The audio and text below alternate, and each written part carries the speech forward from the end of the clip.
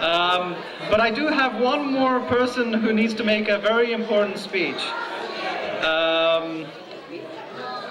When all of us were growing up in Pitt Meadows, there were a whole group of boys, about 6, 7, 8-year-olds, and they all grew up with Mandeep just on 190th. They're all standing over there, some ne'er-do-wells over there, but they're all really wonderful human beings too. And I used to watch them play road hockey on 190th Street in Pitt Meadows. So I'm going to ask Russell McDonough to come up and say a few words for the newlyweds, and say a few words to Mandeep and Zahida. And I'm sure he's going to do wonderfully well because he's a trained lawyer. So please welcome Russell McDonough.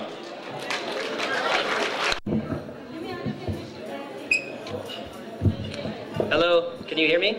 Yeah. All right. So as Pinder just mentioned, I've known Mandeep for over 20 years. I first met Mandeep in grade 3.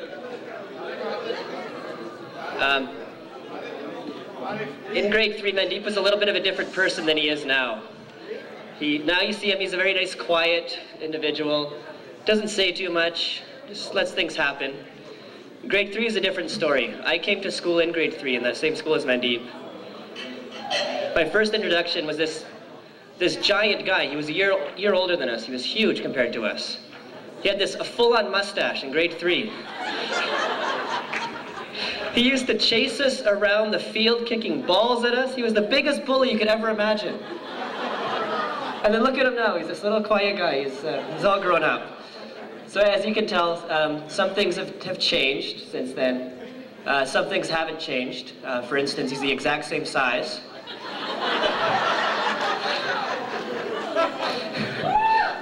Anyway, I'm up here not only as myself, I'm there for the 3 guys back there that Pinder mentioned as well from Pitt Meadows.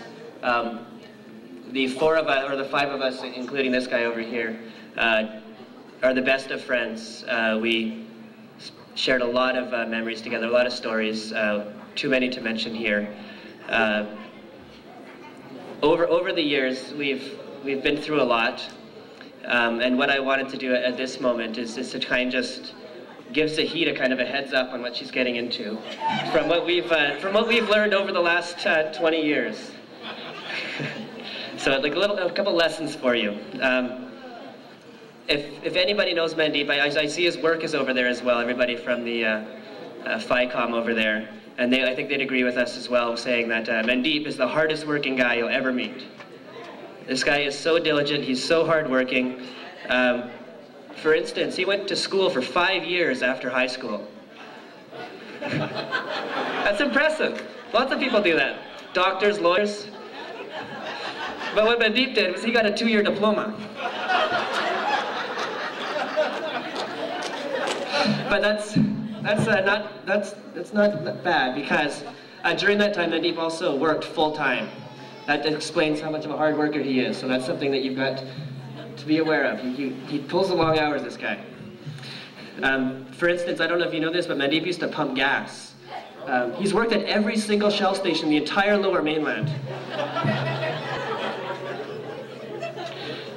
So, okay, that's it for hard working.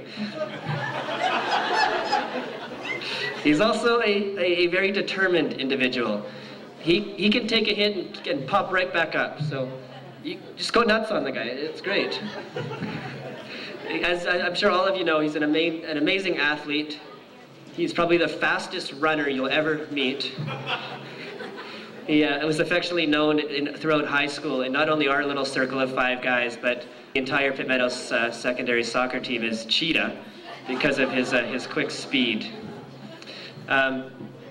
And speaking of soccer, and Mandeep being so determined, he still plays soccer to this day. I believe he plays every week at least. And this is despite injuring himself probably once a season, particularly when we were probably about a year out of high school. And Mandeep broke his leg in 3 different places. and was in the hospital for a number of days. We all went to go visit him, of course, and try and cheer him up. But the day he was out of the hospital, we all went out and we tore apart Pitt Meadows. Mandeep on his crutches, us running around, causing damage, jumping on roofs, you know, usual stuff. So again, so what I'm trying to say here is that Mandeep really, he really, you know what I'm trying to say, Deep. You take a licking and keep on ticking. That's it. And also, I wanted to mention, as Pinder mentioned earlier, with us playing hockey, we played hockey 3 days a week at least growing up. And this is right from the time we were 10 years old all the way till we were about 17, 18. Mandeep, as probably a lot of you know, it was always the goalie. And this brings me to my next point. He's very resourceful, this guy. He could make a dog last for a week. Mandeep's hockey equipment, you know, hockey's a pretty dangerous sport, especially for the goalie. He's having balls fired at him nonstop. Mandeep's padding consisted of a parka that he bought at Kmart,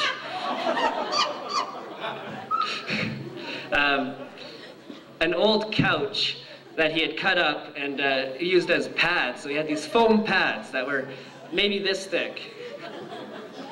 That's wide, and Mandeep's legs, as you can see, aren't very big on their own, so they didn't protect too much. And these pads, as Chris just mentioned to me, are tied together with nylons that he stole from his mother, tied around his leg. And anyway, so he used to sit there and watch us, and just take shot after shot after shot.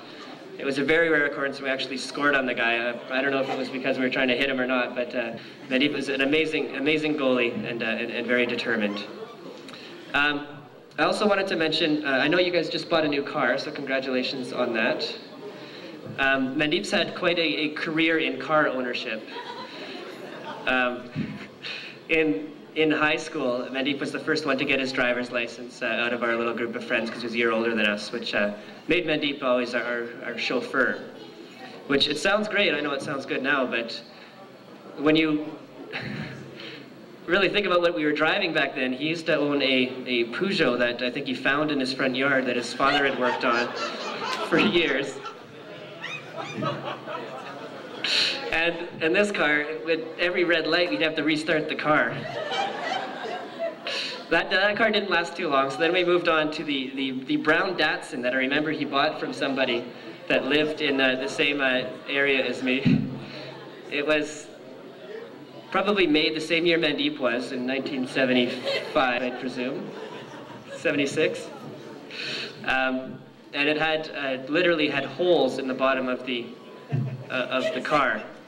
And for kicks, when Mandeep was driving us around, we would have this metal pole that we'd stick up under the car to make sparks go underneath the car. So basically, we're lucky to be alive, is what I'm saying. But I've been in your new car, and it's very nice. So you've obviously went up in the world, but there's one problem that I know Mandeep's going to want to reconcile with you, and that is your trunk space isn't as big as what Mandeep's used to. Because in every car Mandeep has owned, he used to have giant house speakers in the back trunk. Because in Mandeep's, it's not music unless you can't hear anything except bass. And so we'd be driving around, sparks coming out the back, listening to nothing but boom, boom, boom, boom. So I don't know how you're gonna install that in the new Toyota there, Mandeep. So the last thing I'm going to mention about cars, and so I hope Mandeep doesn't drive you around too much, because when he used to drive us places, which was very kind of him, he also used to charge us gas money. That's fair. We were young, so we'd all chip in for gas money to get from A to B. But we didn't actually get to B. We got halfway to B. Mandeep would drop us off as close as he could to his house, and we just walked from there. So instead of dropping us all the way home, which was about a minute out of his way, he would drop us off halfway home. So Zahida, you might have trouble getting to where you need to go. Next thing I'm going to talk about is Mandeep's ability to take instructions. So I sincerely hope that you're not planning on asking him to do things for you and plan on getting a result out of it. I'm thinking of a time when 3 out of the 5 of us were in a science class in grade 9. It was Deep, Scott, and myself. We were given instructions by our teacher, Mr. McInnes.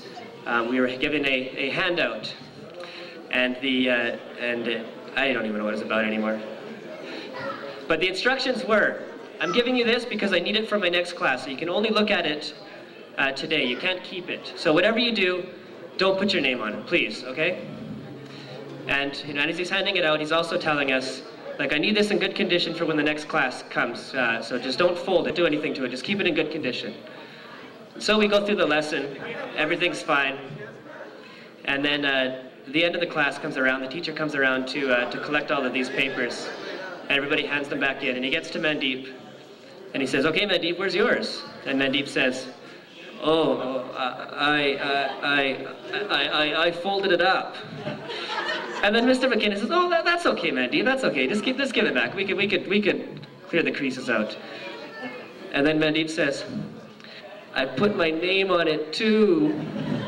And so, fortunately for Mandeep, he got to keep that piece of paper. I hope he still has it. But what I'm telling you, Zahida, is if you ask Mandeep to get milk, don't be surprised if he comes back with orange juice.